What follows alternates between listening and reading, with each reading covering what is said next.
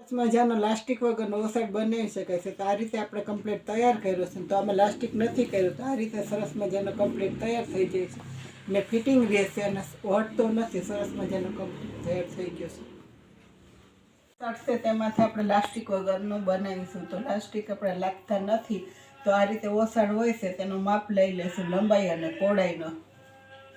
લંબાઈ અને પહોળાઈનું માપ લઈ લેશું ગાદલાનો. તો જે પ્રમાણે આપણું ગાદલું હોય તે પ્રમાણે આપણે લઈશું. તો લંબાઈ છે તે વધારાની હોય તો આ રીતે આપણે માપ કરી લેવાનું. તો વધારાની લંબાઈ તો 19 છે, તો અમે આ રીતે ઘડી વારી લેવાની.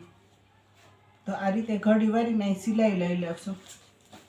ત્યાર પછી પહોળાઈનો માપ કરી લેશું. તો પહોળાઈ આપણે કેટલી છે તે ગાદલાનું માપ લઈ લેવાનું કરી લેશું. ત્યાર પછી આ રીતે લંબાઈની સિલાઈ લઈ લેશું. લંબાઈ આવી ગઈ, તે વધારાનું કાપડ છે તેને આ રીતે સિલાઈ કરી લેશું. તો આગળ આપણે સીવીને બતાવી દઈશું કઈ રીતે આપણે લાસ્ટિક વગરનો ઓસડ બનાવવો ને પલંગમાંથી ખસતો નથી. તો આગળ સીવી લેશું. તો આ રીતે આપણે પહોળાઈનો માપ લીધો છે, તેનાથી આપણો 20 ઇંચ ઓસડ મોટો છે. તો તેને આ રીતે ઘડી વારીને એક સિલાઈ લઈ લેશું. તો આ રીતે આપણે એક સિલાઈ લઈ લેશું.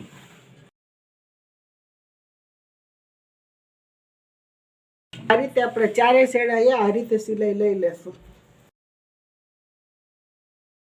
તો આ રીતે આપણો ઓસડ લંબાઈમાં 15 ઇંચ વધારે છે. તો આ રીતે આપણે ઘડી વારી લેશું. તો ત્યાર પછી ચારે છેડાએ આ રીતે સિલાઈ કરી લેશું.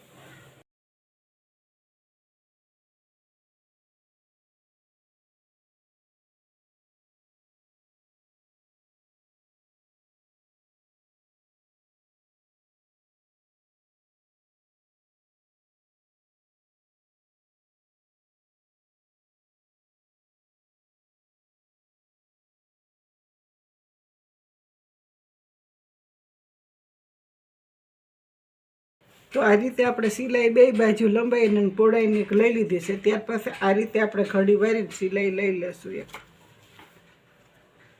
તો આ રીતે આપણે ઘડી વારી લેશું. તો આ રીતે ગાદલાની બોર્ડર 8ની છે. તો આ રીતે આપણે હવે 8 રાખીને આ રીતે એક સિલાઈ લઈ લેશું. તો આ રીતે આપણે ચારે ખૂણાએ 8-8 ઇંચની સિલાઈ એક એક લઈ લેશું.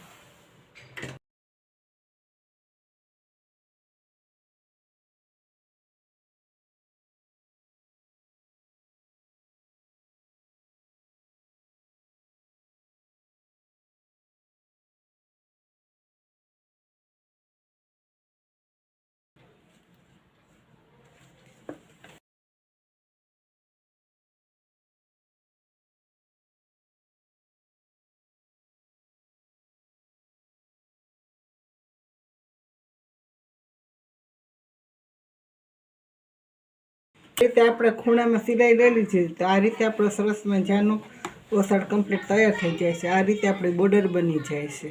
તો આપણો ઓસડ સરસ મજાનો કમ્પ્લીટ તૈયાર થાય છે અને પલંગમાંથી ખસતો નથી. આપણે લાસ્ટિક વગરનો ઓસડનો કમ્પ્લીટ તૈયાર કર્યો છે. તો આ રીતે આપણે સરસ મજાનું ફિટિંગ થઈ જાય છે. તો આ રીતે આપણે લાસ્ટિક વગર પણ ઓસડ સરસ મજાનો કમ્પ્લીટ તૈયાર કરી શકાય છે. તો સરસ મજાનું ફિટિંગ રહેશે.